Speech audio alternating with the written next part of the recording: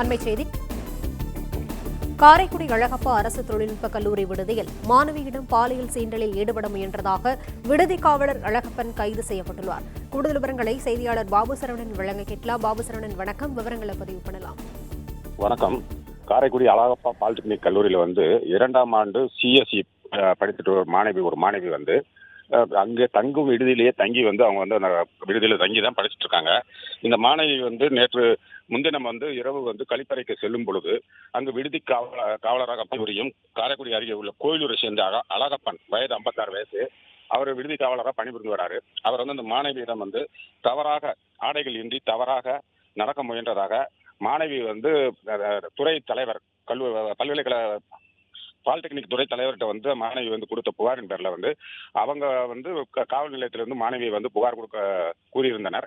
அதனைத் தொடர்ந்து மாணவி காரைக்குடி அனைத்து மகளிர் காவல் நிலையத்தில் இந்த காவலாளி குறித்து புகார் கொடுத்திருக்காரு. அதனைத் தொடர்ந்து அனைத்து மகளிர் காவல் நிலையத்தில் இந்த காவலாளி அழகப்பன் மீது வழக்கு பதிவு செய்யப்பட்டு விசாரணை நடந்து கொண்டிருக்கிறது.